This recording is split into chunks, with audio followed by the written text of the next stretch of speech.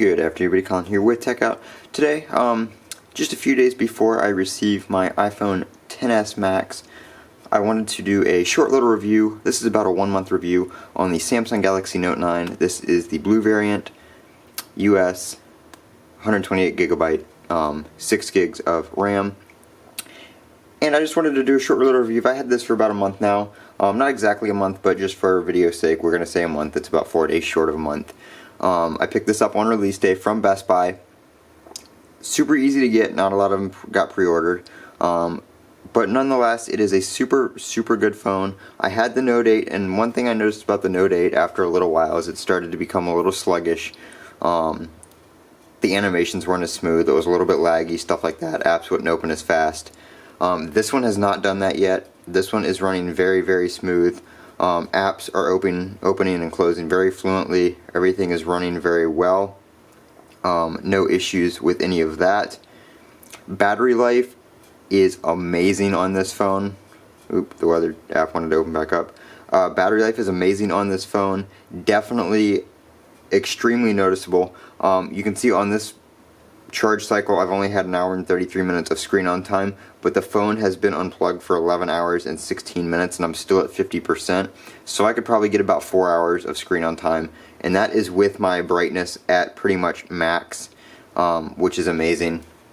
And that's where I've kept my brightness since I've had the phone, is between about 80 to 90%, and the battery life has been amazing. Now your screen on time is going to depend on how much sleep time your phone has, so I haven't been using my phone very much. I've just had the always on display on. I was at work last night, it was in my pocket, stuff like that. So that's going to affect the screen on time and how much you get. If you're using your phone constantly, I've gotten upwards of about 7 hours of screen on time when I'm home all day and on my phone a lot. So the more usage with screen on time you have, the better screen on time you're gonna get that day. But battery life is nonetheless amazing.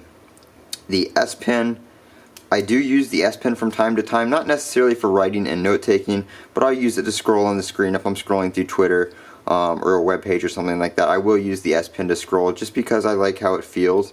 You get a little bit more precision using the S Pen than you do your finger, especially navigating web pages and stuff like that.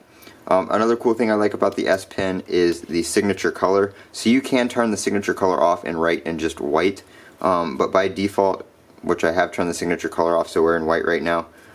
Let me turn that back on real quick so you can see how it writes. All you have to do is go into Settings, Advanced Features, S Pen, Screen Off Memo, and use S Pen Signature Color. Now we take it back out. So I actually like the yellow color. I just had it turned off because I wanted to show somebody something. So it writes in yellow, as you can see there, really nice. I'm just going to erase all that so I don't save it. But definitely a cool feature of the blue Note. The other S Pen writes in lavender, I want to say, lavender or white. So the signature color is going to be the color of the S Pen. Very nice. Everything else about the phone is very, similar to the Note 8.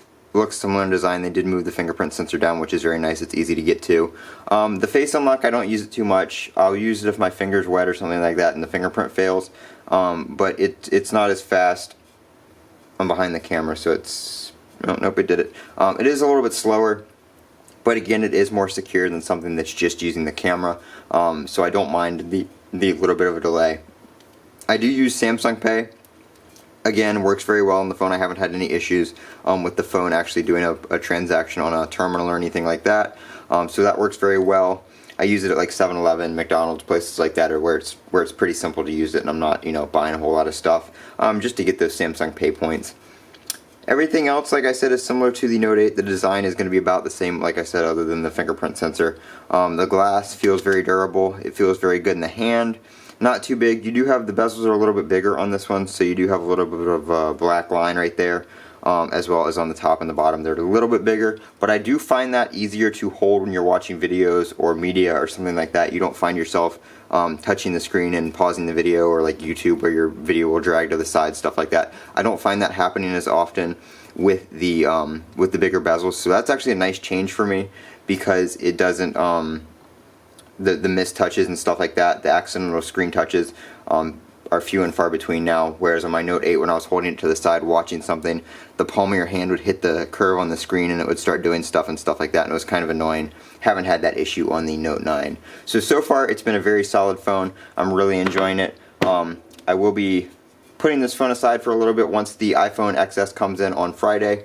But other than that, I really love the phone, and it's probably something I will continue to use in the long term until something new comes out. After I'm going to use the iPhone XS for a while, obviously, but after that I may go back to this. Who knows? We'll have to see how the XS Max does, or the XS Max, whatever you want to call it. But this has been Colin with Techout. If you guys have any questions, feel free to drop them down in the comments section below. And as always, don't forget to comment, rate, and subscribe, and have a great day.